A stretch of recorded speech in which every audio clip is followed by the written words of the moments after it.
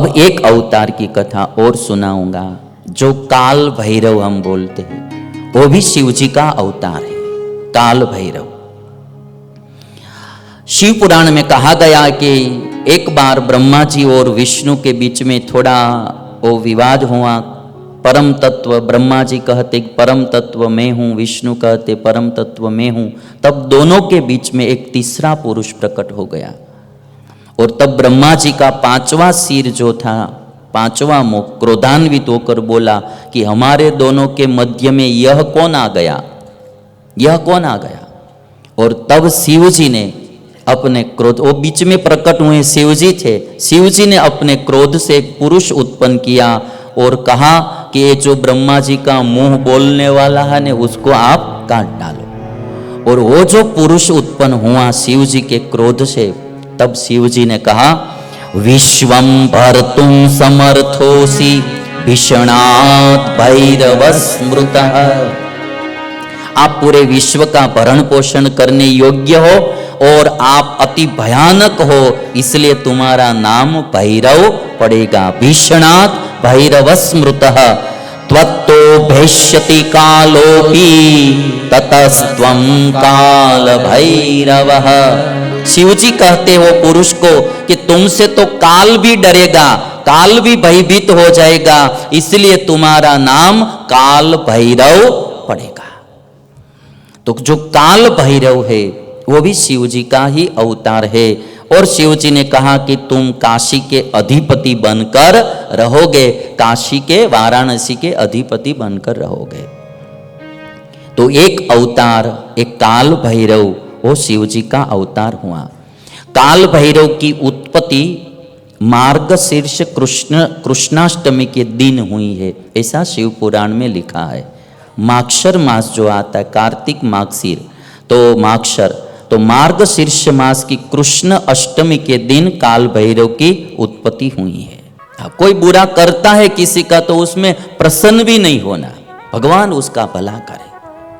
हमारे स्वामीनारायण भगवान ने हमारे साधुओं के जो धर्म लिखे शिक्षापत्री में, उसमें कहा कि गालिदानम ताडनं च कृतं कुमति भीर्जनैः क्षन्तव्यमेव सर्वेषां चिंतनीयम हितं च तैः। यदि कोई गाली दे तो भी उसको क्षमा कर देना और भगवान से प्रार्थना करना कि भगवान उनका भला करे। और इसीलिए एक रचना गाई जाती है, कभी आपने सुनी भी होगी, हिंदी में गाई जाती है, नहीं चाहिए दिल दुखाना किसी का। यदि हम किसी को प्रसन्न न कर सके तो कोई बात नहीं, किंतु किसी को दुखाना नहीं। पत्नी है तो नियम ले ले, मेरे पति को दुख हो ऐसा कभी भी मैं काम नहीं करूंगी। पति है तो वो भी नियम ले ले, मेरी पत्नी सुखी होगी वैसा ही करूंगा, वो दुखी होगी ऐसा मैं कोई भी काम नहीं करूंगा।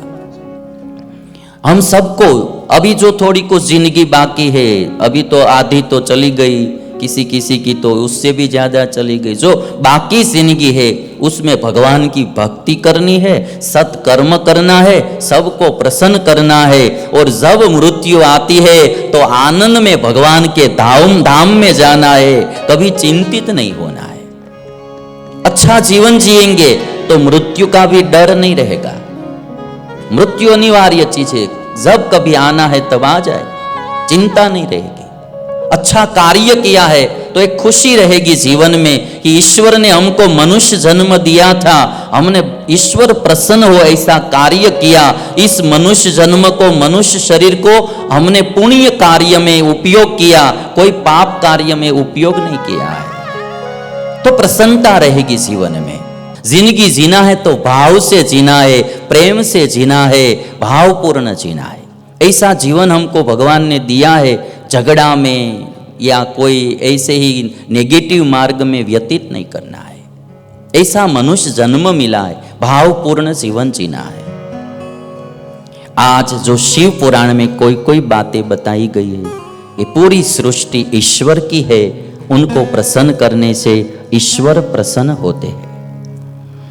और बाद में शिव जी ने अर्धनारीश्वर रूप धारण किया है, सृष्टि का विस्तार करने के लिए। कभी आपने ईश्वर की मूर्ति का दर्शन किया होगा। आधा शरीर पुरुष का होता है और आधा शरीर नारी का। उसको अर्धनारीश्वर स्वरूप कहा जाता है शिव जी का। सृष्टि विस्तार करने के लिए शिव जी ने अर्धनारीश्वर स्वरूप धारण किया। और आप सब जानते हैं कि शिव जी के मंदिर में नंदीश्वर होते हैं, नंदी होते हैं। नंदी है वो भी एक शिव जी का ही अवतार है, इसलिए नंदी की भी पूजा की जाती है। शिव पुराण में लिखा है, ये एक शिलाद नाम के मुनि थे।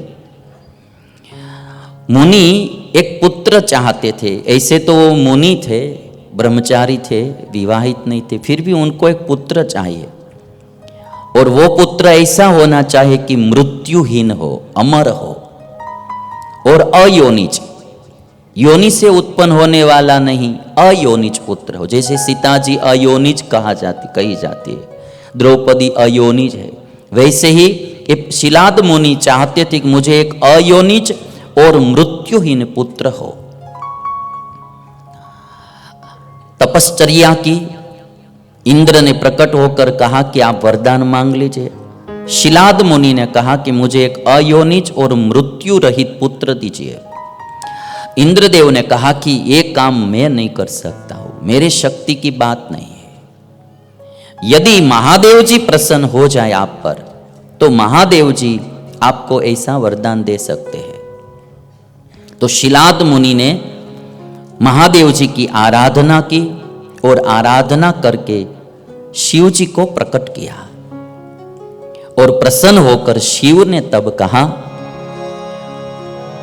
कि अयोनिज और मृत्यु रहित पुत्र तो मैं कहां से दूंगा, किंतु मैं ही तुम्हारे वहां पुत्र रूप में प्रकट होऊंगा। तव पुत्रो भविष्यामि नंदी नामना त्वयोनिजः, पिता भविष्यसि मम पितुर्वे जगतां मुने। शिव जी ने प्रकट होकर शिलाद मुनि से कहा कि अहम तव पुत्रो भविष्यामि, मैं ही तुम्हारा पुत्र हूंगा। नंदी नामना त्वयोनिजः, और मेरा नाम नंदी रहेगा और अयोनिज में पुत्र बनूंगा। मैं पूरा विश्व का पिता हूं, शिव जी कहते हैं, मैं पूरे विश्व का पिता हूं। और हे शिलाद मुनि, तुम मेरे भी पिता बनोगे, मेरे भी पिता बनोगे। पिता भविष्यसि मम पितुर्वै जगतां मुने, मैं पूरे जगत का पिता हूं और आप मेरे पिता बनेंगे। और नंदी नाम से मैं पुत्र रूप में आपके वहां आऊंगा। और शिव जी ने नंदी स्वरूप धारण किया, इसलिए कहा जाता है कि नंदी भी शिव जी का ही स्वरूप है। शिव जी ने नंदीश्वर को सभी गणों का अधिपति बना दिया। और नंदीश्वर सनत कुमार से कहते हैं कि शिव जी ने प्रसन्न होकर नंदीश्वर को वरदान दिया। क्या वरदान दिया? अजेय सर्वचेता च सदा पूज्यो महाबलः, अहम यत्र भवांस्तत्र यत्र त्वं तत्र चाप्यहम्। नंदी से शिव जी ने कहा कि आप अजय हो जाओगे और सब पर विजय पाने वाले हो जाओगे। और जहां मैं रहूंगा वहां आप भी रहेंगे, और जहां आप नहीं होंगे, वहां मैं नहीं होऊंगा, वहां आप भी नहीं होंगे। तो जहां जहां शिव जी का मंदिर होता है वहां वहां नंदी भी होते हैं। तो नंदी वो भी एक शिव जी का अवतार है।